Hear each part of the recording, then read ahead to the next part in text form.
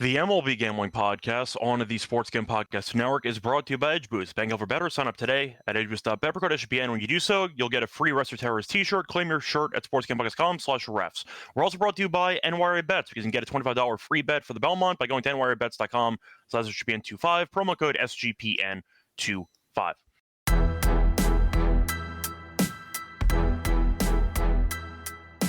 And welcome, everybody, to the MLB Gambling Podcast here on the Sports Gambling Podcast Network. It is currently Friday morning, June 6th, around 10 a.m. Eastern Time. I'm Rose episode Skywrite Show. Once again, joined by Adam Rosenberg, and together we're going to break down our favorite props for the Friday card. Adam, how's it going with you? What's up? 2-1, we're back, baby. We are so back. And the DP hit. We're gonna start with the bonus play of the first K hit. We're gonna have some fun. I'm excited. Yeah, you gotta pronounce it correctly though. It's the daily DP, because it was a brand new segment. So it was the inaugural segment, and you hit it. So you got bonus points. Let's do it. Yeah, we're rocking. Yep. As for me, I had a pretty standard 1-1-1 episode. So there you go. Velotti ended up getting rained out, but if you actually ran the play back the day after for the doubleheader, you would have won. But I'm not going to count that, obviously. So either way, picked up a push there. Did end up winning with Rodin. No hits at plus money. So that was nice, but did end up losing with Burrow's strikeouts under, because the Astros were just horrible the entire game. Burrow's only threw 70 pitches, by the way, so I can't even say that like the read itself was that bad. I expected him to get limited based on usage, but it didn't matter. He struck out like 4 guys in the first 2 innings, and I'm like, what are you even doing? This guy is not any good, and the Astros just got torched by him the entire start. So yeah, kind of unfortunate there, but either way, still went 1-1-1, which has been kind of a calling card for me on the show, and we'll see if we can do any better this time around. Anyway, anything you want to talk about, or should we just move on into the props? We can move on into the props. We already got questions about Sanzatella over 6.5 hits today, and we can get into that in a bit. We can get into that. He's actually, because he's normally a DP target, but not when he's at home. He's 0 at home, 8 on the road.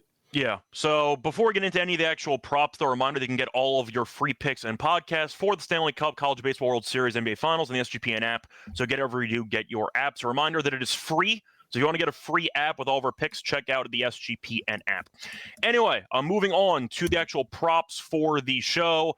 Adam, I'll let you go first. What's going to be your first prop for the Friday card? I'm going to start with a hitting prop. Going to go with, I know he homered yesterday, but I'm running him back. Going to go with Adley Rutschman over 1.5 total bases, even money. That's it. No home run on here. I mean, if it goes EV, maybe, but so see, he's going against JP Sears. JP Sears is very, very bad at home. His home, like I'm looking right now at his home starts. His last 3 starts at home. He has a 6.66 expected ERA, a whiff rate of 17%. He's actually not walking guys at all. Hard hit, his home runs per 9 is 3.6. Actually, might as well sprinkle on the home run, but either here nor there. His ISO is 361 on opponents. Adley's been a lot better lately. Adley has been, as I'm looking through here, he has over his last 30 plate appearances against lefties. Adley is, he's batting 346 with a BABIP of 400, WOBA 439. He's not striking out. He hit a home run. His hard hit rate's crazy. This is a really good matchup for him, and in a ballpark that does that. So I'm going to take that as one of my plays, as my first play. So. Yeah, I saw somebody mentioning before about Sanzatella, which was Jason. I'm going with a different play on Sanzatella. I'm just going to take the earned runs. I'll go with the over 3.5 earned runs. There are some walks involved sometimes with the start, so I'll avoid the actual hits. But his earned runs are 3.5 minus 115, which is actually affordable. I know it sounds insane, but it's actually not. He's allowed at least 4 earned runs in 7 straight starts. He's also allowed at least 4 earned runs in 6 of his last 7 home starts. He's been really bad in Coors and in general. And he faced off against the Mets in Citi Field about a week ago, gave up 7 earned runs. So the point is, he's been really bad time and time again, and I do think the Mets should do pretty well against him in this one. They have 8 career home runs against him, so I do think they can take him deep a couple of times. We know it's in Coors, so it's going to be promoting the hitters anyway, but Sanzatella has been awful. You could argue that he's been the worst starting pitcher in the league based on the sample that he's had up to this point. And I'll fade him again because why would I stop fading him? Once again, he gives up 4 earned runs in basically every start that he has. So give me Senzatella on the over 3.5 earned runs at -115. You don't really need an excuse to fade Senzatella, but I found a couple of stats to back it up. So no, well, so it's funny because he's like one of the best on DPs, but not at home, or not at home. He's just terrible. I also see in the chat Benedict saying, it's a dream day with Cabrera. Look, I'm just going to say this because this generally happens, that the Cabrera steals thing is an extremely public angle, and he hasn't given one up since May 10th. He's actually had some pretty good starts lately. Yeah. It's fine. It's a great matchup, and that's all well and good. I don't know that's going to be on my card. I also am 99% sure that they've moved. Yeah, because they moved Xavier Evers over. Yeah, like Tim Anderson got caught in the 25th. People haven't attempted them against him since then. I don't want to dive too deep in it, but right now it's a soft play. So, yeah. But back to your thing, Senzatella it's Meatball City. Mets just had a really good series. Senzatella stinks at home. They choked away a couple of games against the Dodgers, but they hit the ball pretty well in that series. They just couldn't close games. So that counts for something. They also have scored at least 4 runs in the first 5 and 4 of their last 6. So they have been pretty fast starters recently. Let me see what their what the odds are for first 2 on them. It's a market I love playing, so let me just look. It's probably -130 or something. Yeah. Let's see. Game props. Oh, yeah, you can't bet this. The first to 6 runs is -155. I mean, let me see. What's their total? What's the team? They haven't even listed the team total basis for this game. Oh, yeah, they have. Oh, it's actually, I would argue this is low. 16.5. Yeah, might sound for a road team that's hitting in cores. 16.5 -120 to the over for the team total basis. I would take that. Yeah, it's not bad at all. I mean, Alonso's been great. I'm curious if Lindor's going to play because he does have the fractured pinky, but I'm assuming he didn't go on the IL, so I'm assuming he'll be back at some point in the future. So either way, a point is I think that he's in a decent spot as well. But yeah, the Mets offense should do well against Senzatella. The entire team basically has over the course of their careers. So I do like the spot there. Anyway, do you want to move on into your second prop for the show? Yeah. I see somebody asking about Skubal over 6.5 Ks, parlaying with Lugo over 17.5 pitching outs. Unless you desperately have to do a parlay on that, I wouldn't do that. It just doesn't make a lot of sense. But there's a so in that game, I do like Ben Brown because of how much Detroit strikes out in general. I'm not totally convinced. So I'm kind of going to give you 2 plays here, but one official play and then another one I'm going to end up betting anyway, and you'll just have to deal with it. I like Ben Brown at +175 first to 3 Ks between him and Skubal. And the reason why I like this is because when I look at the Cubs lineup and how they hit against how they are against lefties, they're pretty good. I understand that Skubal is elite, and we're going to find ways to fade some guys on this team. But the guys who have really nasty K rates against lefties on this team are, Ian Happ's not so great, but then Kyle Tucker's fantastic, Suzuki's fantastic, Carson Kelly's been pretty good.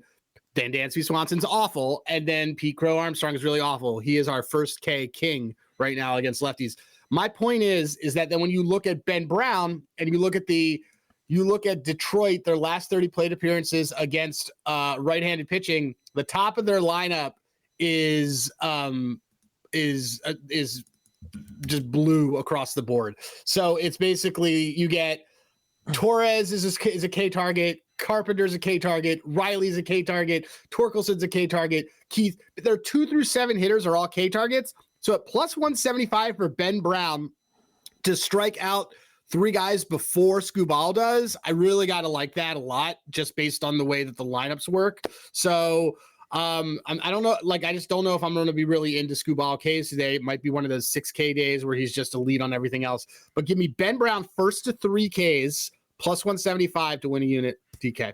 Yeah, I mean, you're mentioning it based on lineup breakdown, which is a good way to go about it too. I do find it kind of funny, though, how we've spent the entire season basically going with the notion that Ben Brown's not very good, but he can strike out some guys. He strikes guys out. Well, so it's funny because here's the thing is that his outs is 15.5. Yeah. And he's terrible the third time through the order. I'm going to play this, and I'm going to also probably play Skubal and Ben Brown combined for 13 strikeouts. I really like that market. It's a really good way to play two pitchers that you think can get the strikeouts, but maybe the numbers is a tad too high. Yeah. And some looks, Skubal could be a maniac. It could strike out 10 on his own, but I'm pretty confident in Ben Brown getting between 6 to 8. So against this lineup. So that's one I'm also going to do, but I'm definitely doing Ben Brown first to 3. Yeah, I can get behind that too. It's a fun angle for plus 175. Before I get into my other props for the show, a reminder they're brought to you by our sponsor, which is Edge Boost, for the first ever bank for bettors, ensuring that all your gambling transactions are approved. No usage fees, no minimums, cash records as well. 100% approval. For all bank deposit, sign up today. Edge Boost, code SGPN. When you sign up this week, you'll get a free Rest of Terrorist t-shirt. Go to sportscamp.com/refs to claim your free shirt. We're also brought to you on Fantasy because the Underdog platform's going long for the NBA Finals with their extender bonus. Hop in game 1. And the longer the series goes, the bigger the bonus gets. Sign up for your new account, the promo code MLB SGPN, to get a special pick and first times that offer up to $1K in bonus cash on fantasy promo code MLB SGPN. We're also brought to you by NYRA Bets because you can bet the Belmont Stakes at Saratoga with NYRA Bets. Sign up today with the promo code SGPN25 to get a $5 free bet plus a $200 deposit match bonus. Whether you're a seasoned bettor or just getting started, NYRA Bets can help make it easy for you to jump in on the action. This offer is just for the Belmont, so don't wait. Join now. Claim your free $25 Belmont bet today. NYRABets.com/SGPN25. Welcome back, everyone, to the MLB Gambling Podcast. Finished going through Adam's first 2 props and my first prop. Time to move on into my second prop for the card. Going to go with a prop on a run scored play. Going to go with Brian Reynolds under half a run scored at -125. Reynolds actually been decent lately when it comes to hits, and it hasn't mattered because Pittsburgh has no support behind them and they can't score. They're averaging just 3.16 runs per game, which is tied for dead last in the league. Reynolds has not recorded a run in 7 straight games, and a crazy long-term stat, he has not recorded a run in 28 of his last 37 games. It's wild. Which is nuts to think about. I bet you the runs are home runs. Yeah, probably, but the point is that Cruz and company, I know that we're lower on Cruz than most people, they bet before him anyway. So he's batting third. He's got nobody behind him worth a damn. So when he gets hits in general, he gets stranded all the time. So based on that, I like the value on Reynolds to once again either have a bad game at the plate or once again having no support behind him because Pittsburgh's offense is really, really bad. So give me the Reynolds under half a run scored play, mostly fading Pittsburgh's offense entirely. Philly's using Joe Ross for about an inning to start the game today, so it's not exactly the best pitching scenario for Philly, but it's based on the lineup itself, the lack of runs. I think Pittsburgh scored 5 runs in their last 3 games combined. They stink. I got nothing else to add. Give me Brian Reynolds under half a run scored at -125. So yeah, I mean, they stink. Yeah, and Reynolds has been good lately. It just hasn't mattered. Like, he's had a hit, and I forgot how many games in a row, but it just has not made a difference because they cannot actually get guys behind them to get on base. So there you go. That's my second prop. You want to move on into your third? Yeah, I had mentioned this market that I really liked just now, and I'm going to do it for the Braves and Giants game. I'm going to take Hayden Birdsong and Spencer Schwellenbach. These sound like made up fucking names, by the way. Both of these pitchers just sound like these are like what are these porn stars? All right. Combined for 12 Ks at +115. So both pitchers have really good K stuff, especially Birdsong at home. And but I don't know that they're gonna like go deep and mow down complete lineups. Braves off a really crushing loss are flying to the West Coast. So I don't like their lineup really against Birdsong, who is pretty big on changeups against a team that really loves to hit fastballs and sliders. So I would rather take both of these guys to combine for 12 Ks because it's San Francisco has been a turnstile lately. So I think Schwellenbach could get 7, Birdsong could get 5, and we cash this bet at plus money. Yeah, I can get behind that too because we know Atlanta is a team that, for a lack of a better word, pretty dumb. Can we use that word to describe Atlanta? I think they're also pretty dead, and I talked about that on my podcast yesterday. You're not sold in the revival courtesy of Craig Kimbrell joining the bullpen? There's not going to be a revival. I said that before they lost the game the way they did. It was a mess. 7 runs in the top of the 9th inning. It was actually fun though because I finished a podcast and then I remember that it was on MLB Network. And I'm like, oh, I got to actually watch this game. But I'm like, oh, no, they're up like 4 runs. Who cares? Then I see Blewett gave up 2 home runs. And I'm like, wait a second. Would you say he blew it? Blew it? Yeah. So the point is I like put the game on briefly and I'm like, wait a second. Is this actually going to happen?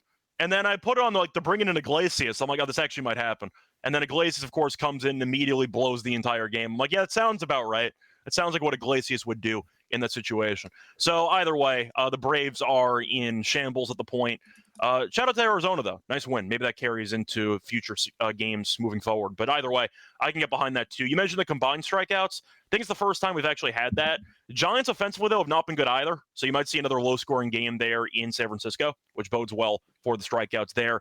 You also forgot to mention that Schwellenbach struck out 11 guys in back-to-back starts. Yeah, he's just been nasty. And I don't know if I want to bet on him to have 11 or have like another big one, but I like both these guys to do it. Like, I'm just looking at this now. The Giants, again, the Giants are obviously, they're very different. So the Giants last 5 games against right-handed pitching, 10 Ks, 4 Ks, 6 Ks, 11 Ks. Okay. And then the Braves, I'm using the app of a former sponsor of the program. So who should be remaining nameless for the season. They sponsor my pod. Yeah, I know they do. But this isn't my pod, so I can't do that. Braves over their last 5 games, it's been 9, 14, 13, 9 against right-handed pitching, 9, 13. Yeah, Birdsong's the one that's got the value here because he's not off to 11K K starts, and he's been good this year. But I like Birdsong. Last year, like everybody hated him, but I think Birdsong's good. I remember Birdsong was very good in his first couple outings. Then he imploded, and then everyone immediately turned on him. But he actually might not be that bad. And I think he's great. I think Birdsong's really good. Vlad Settler is really big on Birdsong too. I like Hayden Birdsong. So Birdsong's Ks are only at 4.5. Like I don't hate Hayden Birdsong. We might want to make a fun ladder out of this. We can. Bomb. Want to do a bomb? I mean, I don't need an excuse to fade Atlanta. Oh, I just got a great idea for one. Which is? Birdsong. Well, first of all, we should do it in our underdog entry. Okay, that's fine.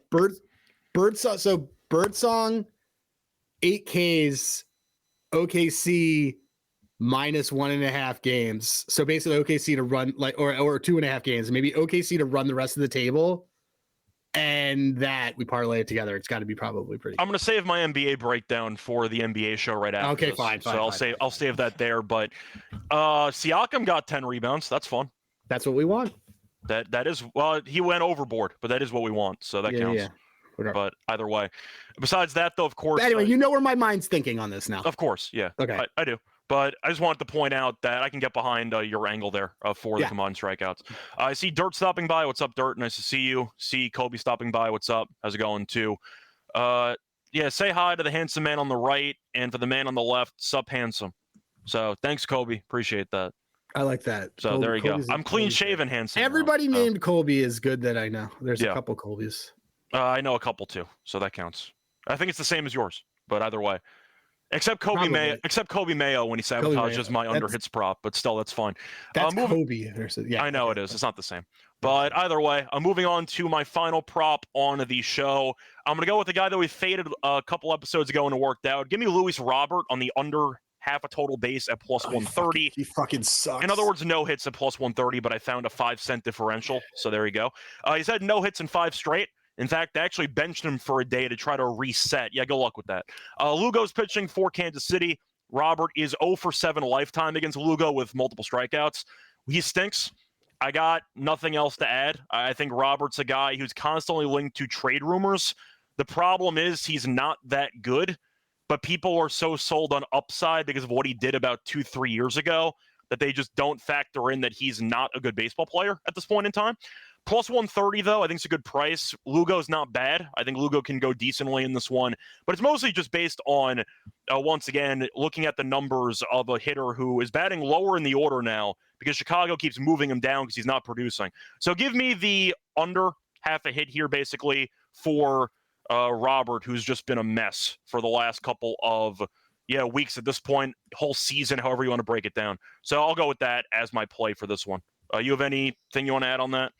I like it because he's in terrible form. I was looking to see if we were going to take him for like a K type of thing. But Lugo's like not in the best form since he came off the IL. I don't think it's going to matter because he's a really good. So here's the thing: is why it's a great matchup for him, is because Lugo's a pretty solid ground ball pitcher, and so I think it's going to be.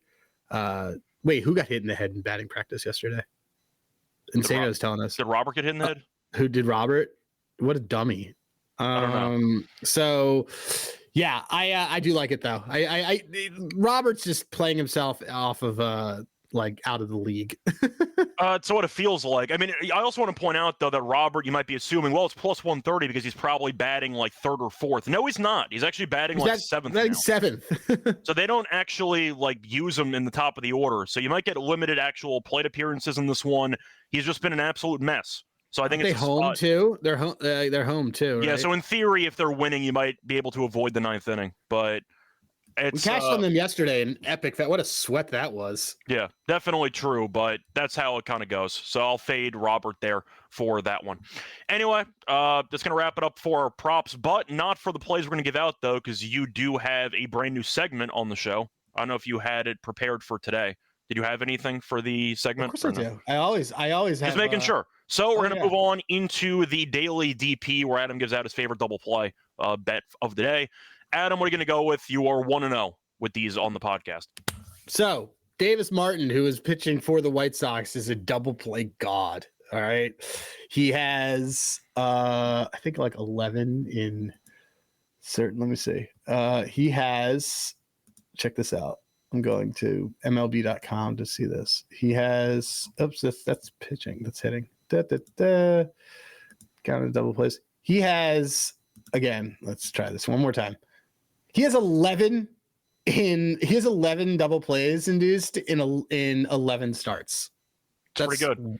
Pretty wild. I'm willing to take him to turn one against the Kansas City Royals, and I'm going to pair that with the Los Angeles Angels of Anaheim, and they are they consistently just are at the top of the list. So Angels are tied for second with the most DPs over the last 7 days, with 6.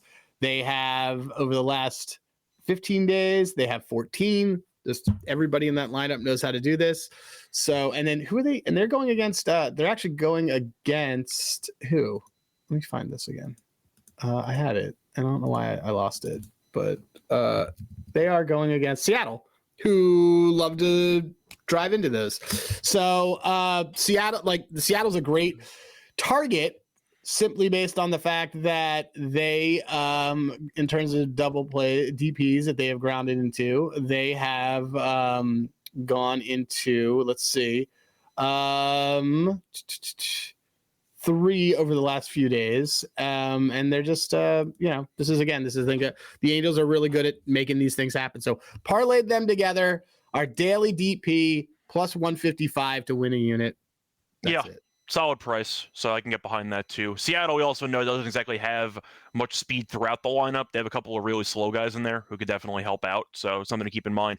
I'm going to laugh pretty hard if like Tellez plays and he hits a ground ball. That'll make me laugh because he's not going to make it past like halfway through the line. So yeah, he usually strikes out. I'm just seeing our Alcaraz center liability that we have. Alcaraz up a mini break in the tie break, but unfortunately I had no tie break in the match, and he got broken at 6-5 while serving it out, so that kind of sucks, but it is what it is. Our parlay still lives for now. He's up 3-0 in the breaker, so we'll see. Right, but whatever.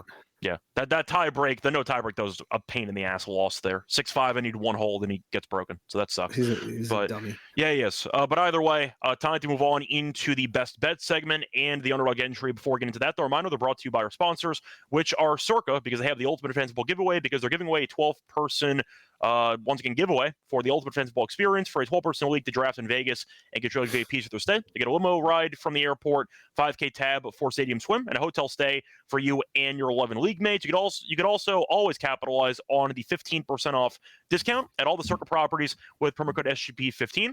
Enter the contest at for free at sportsgambling.com. So circa, that's sportsgambling.com. So CIRCA. We're also brought to you by Rhythm, because you've heard us talk about Rhythm before. They just dropped a game-changing feature called Power Trends, where they are AI-detected patterns where Rhythm's models have consistently have a high ROI. A reminder that they upload and update the Power Trends every day, and they're exclusive to Rhythm. There are no touts, no noise, just clean data-backed picks. Download the Rhythm app, check out Power Trends, start betting smarter, because you know that we're going to be doing so. Adam, you want to share with the people one of the Power Trends that Rhythm has for the card today? Yeah, let me look at this. I haven't checked my Rhythm stuff lately. What is this? My sister's sending me pictures of her kids. I'm like, okay, cool. I don't care. This is interesting. I like this one. Bold, and I like it. Kyle Hendricks to go 6. Kyle Hendricks has been good. Over 17.5 total outs, minus 120. Seattle doesn't work counts, so I kind of like this. I like this a lot, actually. And they have Skubal under Ks, which is something I kind of think that might be the case. Yeah. Kyle Hendricks over 17.5 total outs is one that it really likes. And if I were to look up when he's been, because Kyle Hendricks has not been, the professor has not been as terrible as we are quite used to, but he has gone over this in 2 of his last 4 starts. Let's see. And his home games, 3 of his last, he went 6 in his last home start. He went 7 a while ago. All right, yeah, I like this. I think that this could be one that we want to go after. Let's I'm looking at it. So what was the exact number again? Over 17.5 outs for Kyle Hendricks. Well, we know that Hendricks tends to go distance because he believes, for better or worse, most pitches in the strike zone. So we'll see how that works out. But Seattle's he's done this on like 86 pitches. Well, Seattle's also been terrible lately. So if you want to fade a bad offense with a pitcher that throws a bunch of strikes, I mean, Eflin went decently yesterday. Yeah. By comparison, kind of the same guy, if you want to make an argument for it. So I can get behind that too, for that one. So keep that in mind. We'll go with Hendricks for this one. Anyway, moving on into the reminder that you do have a free trial that you can access for Rhythm for 7 days. Go to sportsgambling.com/RATHMM. We're also brought to you by MyBookie.ag. Who's bookie? MyBookie. MyBookie is the place for every sport. They have the NBA playoffs. They have the NHL playoffs. They have tennis. They have golf. They have baseball. You name it. They're also available in a ton of locations. Use crypto for links for payouts. Easy deposit when you sign up for a new account. Use the pro code SGPN to get a 110,000 match up to 1K. Terms and conditions MyBookie.ag. Promo code SGPN. Welcome back, everyone, to the MLB Gambling Podcast. Finish going through our favorite props, 3 each for the show. Time to move on into the best bet segment. Adam, what do you like as your best bet for the show? I think I like this Ben Brown race to 3s at plus 175. It's a unique one, and we know that he's going to K some guys, and I just like the way that Detroit lineup is structured to give him the Ks before it gives Skubal the Ks. Yeah, and plus, if you win, you get to tout that you faded Skubal and you won. No, I faded Skubal's speed. Yeah. No, correct. You know what I'm saying? So, no, it doesn't matter how you phrase it. You can just say that you faded Skubal and you won. Yep. So there we go. All you need Brown to do is, strike out 3 guys before Skubal. So Skubal can still go for like 15 strikeouts, just not early in the start. So there you go. Anyway, for my best bet on the show, it's either Sanzatella or Reynolds. I think I'll go Sanzatella. 3.5 earned. I'm gonna have to do it. He gave up 7 against the Mets last week. He's terrible. I got nothing else to add. I mean, he's given up 4 earned runs in 7 straight starts. He's given up at least 4 earned in 6 of his last 7 home starts, and the Mets have been pretty good lately early in games, scoring 4+ in 4 of the last 6. They also scored 7 against him about a week ago. Yeah, I don't need an excuse to fade Sanzatella, but damn, this guy sucks. I think he's the worst pitcher in the league at this point in time. For at least consistent sample, I think he's the worst constant rotation member in the league. Because usually if you're this bad, you get demoted by now. Yeah, I mean, they can't do that is the problem. That's my point, is that he's been getting pretty bad. He's been getting shelled for 2 months straight, but they keep using him. So I guess he's the new Patrick Corbin, because Corbin's actually been okay recently. But Corbin's been great. Corbin's been great because Trump's in office, so he's happy. The point is, though, we have to find the new pitcher to take the mantle of worst starting pitcher who gets constant usage, and that was Corbin for the last couple of years. Shout out to Madison Bumgarner, though, at the end of his career with Arizona. But I do think that's right. And Syndergaard was there too. But you might want to hand over the torch to Sanzatella, who's gotten shelled regularly for the last couple of months. So anyway, I'll go with Sanzatella over 3.5 earned at -115 as my best bet. Now it's time for the underdog entry for the show. I know that you mentioned before for the power trends, we're going to be using Hendricks higher on his outs if underdog has it. So we'll start off there, and then we'll go from there. All right. So we both agree we could do that because I don't want to. I think that's a good one to take. And then we both Hayden Birdsong strikeouts higher 4.5, and then we need one more. You want to do that Reynolds play? Sure, we can do that. Lower. It's a 4.75 multiplier. Yeah, that's fine. Okay, let's do it. So if you opted in for the NBA Finals extender, you get a bonus on that if you want to. I think it's only for NBA, right? It's not, because I know Terrell used it for WNBA. Well, let me try it. Maybe it's for basketball. Maybe. Who knows? I don't know. Let me look. Do I have that stuff?